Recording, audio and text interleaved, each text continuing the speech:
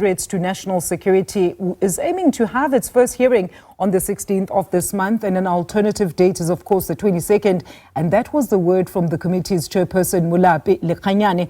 The committee was then established following the allegations made by KwaZulu-Natal Provincial Police Commissioner Nhlanhla Mkhwanazi of serious corruption within the criminal justice system. SABC News reporter Bulelani Phillip joins us live from Parliament with the latest details from the proceedings there. So Bulelani, it's good to have you with us this afternoon. We've been waiting in earnest to just try and figure out what has since come out of this first virtual sitting. And we stuck with this question, Bulelani. The question of who has what powers in terms of the terms of reference. Will the commission, the committee in Parliament be the ones that is able to call for action on those that have been fingered by Mr. Mkhwanazi, Lieutenant General Mkhwanazi, versus the Nhlanhla Commission, who also still needs to sit and investigate these allegations?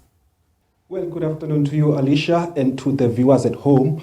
Of course, both of these processes, both the Nhlanhla Commission of Inquiry as well as this ad hoc committee by Parliament, will run independently, given that there is separation of powers. Of course, the members of Parliament this afternoon really emphasizing that their work will not be dependent on what the Nhlanhla Commission of Inquiry is doing, but they will be running their own independent, inquiry. Of course, the question really now is, when will the work of this ad hoc committee begin? That question remains in the air. I think we'll have a definitive answer when the committee meets again at the latest on Tuesday next week. But of course, the dates that are being bandied around now is that the committee could possibly start the first hearings on the 15th of September, or alternatively on the 22nd of September. But of course, even those dates are not confirmed as yet, because the committee really wants to have its first witness being that of General Nhlanhla Mkhwanazi. And in its interactions with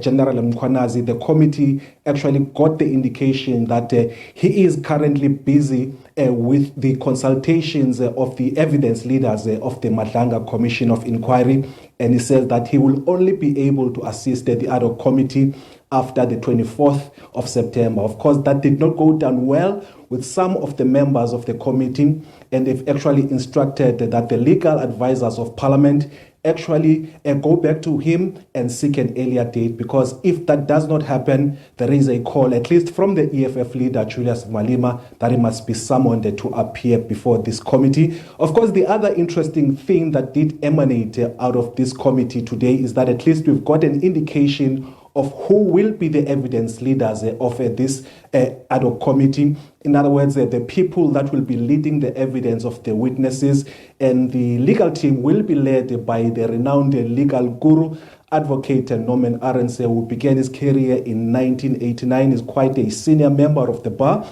and he will be assisted by Advocate Lerato Zikalala as well as Advocate Maria Mkhwetsi. So those are the three people that will be leading the evidence. And of course, Advocate Norman Arendse clearly indicating earlier on that today they were actually interviewing National Police Commissioner Fani Masemula in terms of the evidence that he will be leading.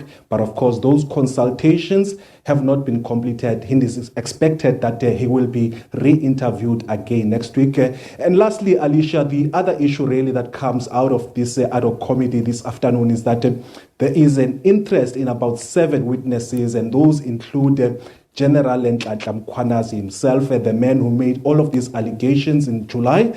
And the second person, of course, as I've indicated, is the National Police Commissioner, Fani Masemula. The third person is going to be Senzo Mchunu, who is the police minister who is currently on special leave, who was also fingered in political interference by General Mkhwanazi. The other person is the suspended Deputy National Commissioner, Shadrack Sibiya, who's also been implicated in trying to quash, this political killings task team dockets. And the other people that will be called is the current acting police minister, Feroz Kachalia, and his deputies, Kassel Matale, as well as Polly Boshielo. Of course, the other members of parliament were interested in terms of why the name of Bekicele, the former police minister, has been omitted from the list. But of course, the indication is that he will be one of the witnesses that will be coming in the second batch of witnesses. And the other interesting character, Mkhwanazi's associate, was also implicated in these political dealings.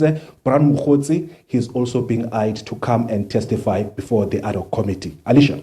We're going to leave it there. Thank you so much for that comprehensive update with SABC News reporter Bulelani Phillip, live to us from Parliament, with, of course, a wrap of that Ad Hoc Committee that will be probing the allegations that were leveled by Lieutenant General Nhlanhla Mkhwanazi. So the question now is, will they begin their task either on the 16th or the 22nd of September? That is the question that we don't have the answers to, even the Commission itself, at this stage. We're going to leave it there for now.